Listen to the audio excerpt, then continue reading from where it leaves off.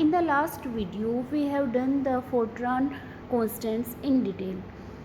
If we are writing a program in the Fortran, then the data type of constant is automatically clear. Means अगर मान लो programme में कहीं पे आपने लिखा है 5 लिखा है कोई कांस्टेंट की वैल्यू, तो ऑटोमेटिकली कंप्यूटर उसको किस टाइप का लेगा, इंटीजर फॉर्म में, क्योंकि इंटीजर टाइप का है ये, इसमें सिर्फ इंटीजर है। अगर मान लो आपने वहाँ पर टाइप किया 5.0 कहीं भी, तो कंप्यूटर उसको ऑटोमेटिकली किस टाइप का लेगा, रियल टाइप का। और मान लो आपने इसी 5.0 को आपने यहाँ पर ऐसे सिंगल कोट्स में लिख दिया, तो इसको फिर वो कैरेक्टर कांस्टेंट की फॉर्म में कंसीडर करेगा। तो जो कांस्टेंट्स हैं उनका डाटा टाइप तो ऑटोमेटिकली क्लियर है, लेकिन अगर आप वेरिएबल लेते हैं, variable means the quantity which changes during the execution of the program, जिसकी वैल्यू पूरे प्रोग्राम में चेंज होती रहे, इसको हम वेरिएबल बोलते हैं। लेकिन वेरिएबल में ऐसा नहीं है, स्टार्टिंग में हमें डिक्लेयर करवाना पड़ेगा कि कोई भी वेरिएबल किस टाइप का है। मान लो आपने कोई वेरिएबल लिया है x, y या कोई भी नाम भी हो सकता है। मान लो आपने इंटरेस्ट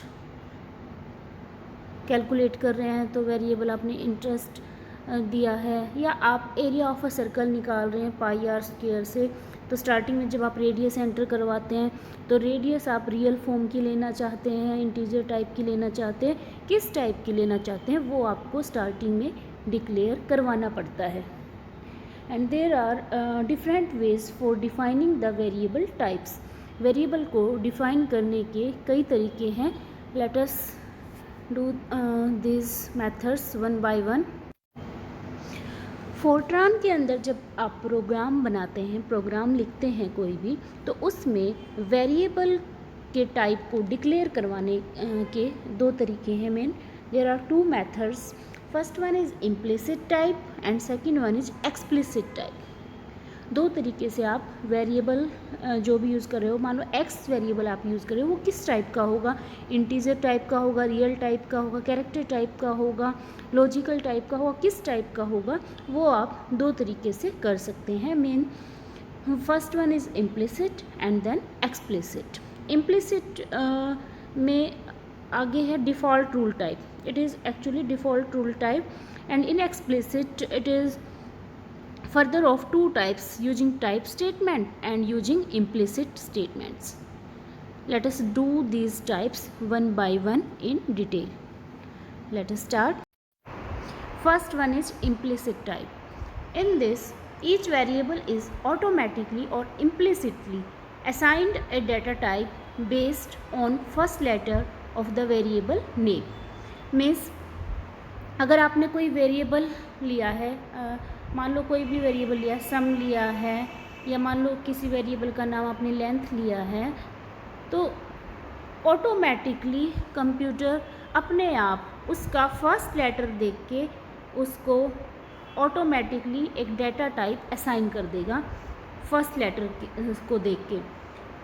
अगर फर्स्ट लेटर आई, जे, के, एल, एम, एन है, तो automatically that variable will be considered as variable of which type, integer type. It will be automatically considered as integer type variable. और अगर फर्स्ट लेटर आई, जे, के, एल, एम, एन को छोड़कर और कोई अल्फ़ाबेट है, तो वो वेरिएबल किस टाइप का कंसिडर होगा, रियल टाइप का। That will be considered of real type. इन दोनों टाइप्स में आई थिंक डिफरेंस आपको समझ में आ ही गया होगा।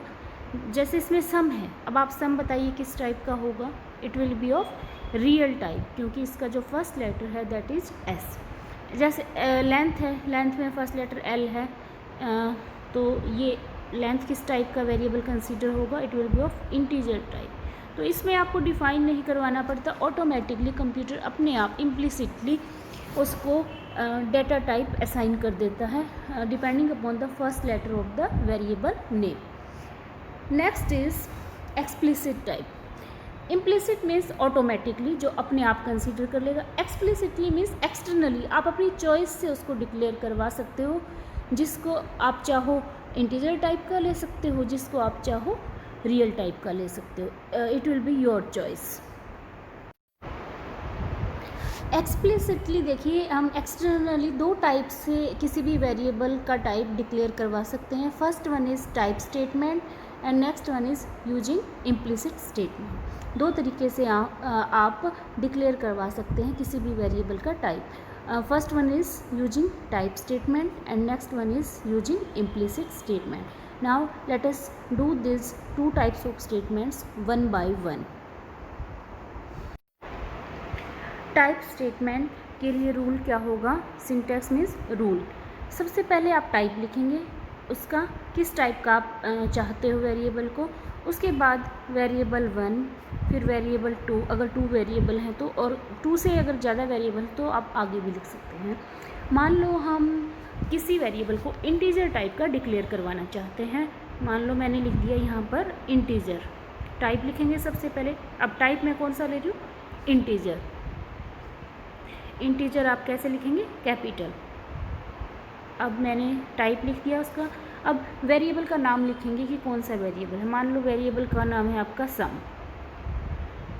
ओके। और दूसरा वेरिएबल है आपका नम।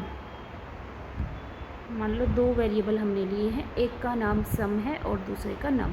अब हमने ये डिक्लेयर करवा दिया इस स्टेटमेंट से कि जो सम वेरिएबल है और नम वेरिएबल है, both of these are of integer type. दोनों के दोनों किस टाइप के हैं? इंटीजर टाइप के।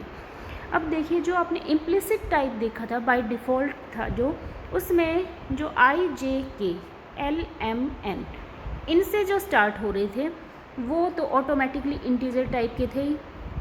लेकिन उस रूल के अकॉर्डिंग तो जो सम है एस से स्टार्ट हो रहा है, किस टाइप का था? रियल टाइप का। लेकिन हम किसी प्रोग्राम में चाहते हैं कि जो सम आपका वेरिएबल है वो किस टाइप का हो? इंटीजर टाइप का। तो आप ये टाइप स्टेटमेंट यूज़ करके उसको इंटीजर टाइप का डिक्लेयर करवा सकते हैं। अब ऐसे ही इसमें नम है, नम भी इसमें इंटीजर टाइप का ही कंसीडर होगा। नम तो वैसे भी अगर आप डिक्लेयर नहीं करवाएंगे तो भी आपका इंटीजर टाइप का ही होगा, क्योंकि ये इसमें है। तो टाइप स्टेटमेंट की हेल्प से हम अपने आप अपनी चॉइस से किसी भी वेरिएबल को अपनी तरफ से हम कोई भी टाइप असाइन करवा सकते हैं। Integer type, real type, character type, logical type, कोई भी टाइप हम उसको असाइन करवा सकते हैं। हमें डिक्लेयर करवाना पड़ेगा कि हमें ये किस टाइप का वेरिएबल चाहिए। एक एग्जांपल और कर लेते हैं इसका। जैसे मान लो मुझे किसी वेरिएबल को कैरेक्टर टाइप का डिक्लेयर करवाना है, तो मैं क्या लिख दूँगी यहाँ पे? कैरेक्टर स्पेस, उसके बाद मान लो कोई वेरिएबल है नेम, या कुछ भी आप ले सकते हो, सम भी ले सकते हो, ओके। तो अब ये जो नेम वेरिएबल है, it will be of character type. ये कैरेक्टर टाइप का ही कंसीडर होगा, चाहे आप इसमें सिंगल कोट्स लगाओ या ना लगाओ। वो तो कांस्टेंट में आपको लगाने की ज़रूरत थी, इसमें आपको इस तरीके से डिक्लेयर करवाना पड़ेगा, यहाँ पर कैरेक्टर लिखना पड़ेगा। अब जैसे मान लो सी कोई वेरिएबल है और वो कैरेक्टर टाइप का है, कैरेक्टर टाइप का हम उसको डिक्लेयर करवाना चाहते हैं।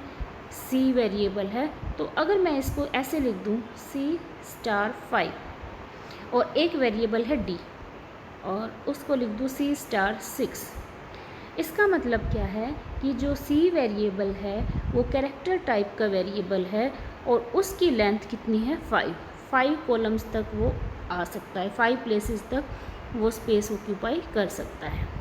ऐसे ही D जो वेरिएबल है उसके लिए कितना स्पेस रिजर्व हो जाएगा? 6 कॉलम, 1 2 3 4 5 6, मीन्स 6 डिजिट्स का वो हो सकता है। ऐसे ही आप लॉजिकल भी करवा सकते हैं। लॉजिकल लिख के जो भी वेरिएबल का नाम है वो आप लिख सकते हैं। जैसे इसमें ही देख लीजिए, जैसे हम नेम लिखा है, नेम कोई वेरिएबल है, कैरेक्टर की जगह यहाँ हम क्या लिख सकते हैं? लॉजिकल लिख सकते हैं। तो जो नेम है वो किस टाइप का हो जाएगा? लॉजिकल टाइप का हो जाएगा। ऐसे ही हम किसी भी वेरिएबल को डिक्लेयर करवा सकते हैं। जैसे हमें किसी वेरिएबल को रियल टाइप का डिक्लेयर करवाना है, सपोज रियल टाइप का, तो आप क्या लिख दोगे?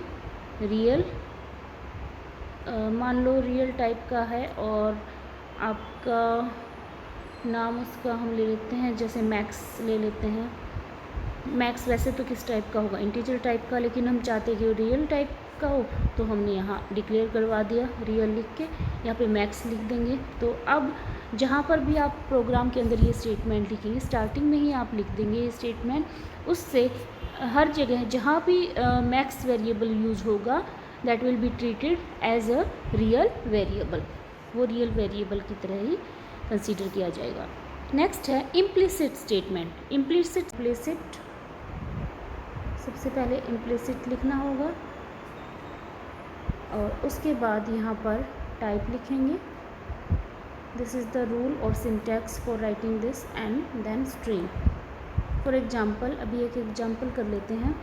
मान लो मैंने यहाँ पर लिख दिया इम्प्लिसिट और यहाँ पर लिख दिया इंटीजर।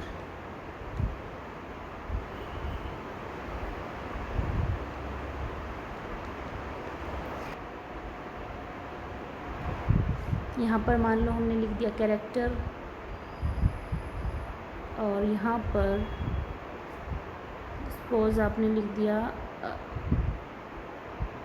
To jet. अब इससे में देखिए इसका क्या मीनिंग है।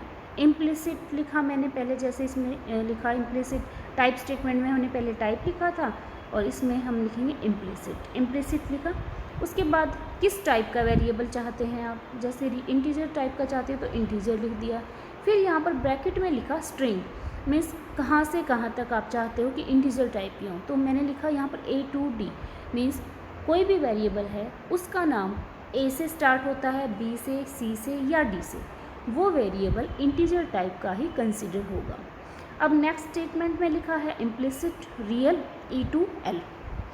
इसमें हमने डिक्लेयर करवा दिया कि कोई भी वेरिएबल का नाम अगर E से लेकर L तक स्टार्ट होता है, E F G H I up to L, तो वो रियल टाइप का कंसीडर होगा। अगर W से लेकर Z तक होता है start, that will be considered of character type. और भी इसमें कोई भी आप रेंज ले सकते हैं जो आप चाहें, तो आप खुद डिक्लेयर करवा सकते हैं कि आपको किस टाइप का वेरिएबल चाहिए।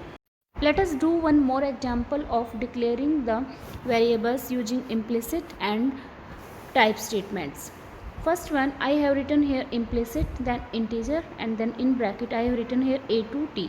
It means any variable name starting from first letter A to T will be considered as integer type.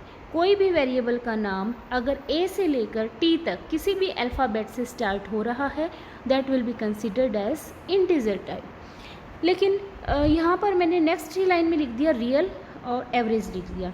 इसका मतलब एवरेज जो वेरिएबल है वो किस टाइप का होगा, रियल टाइप का।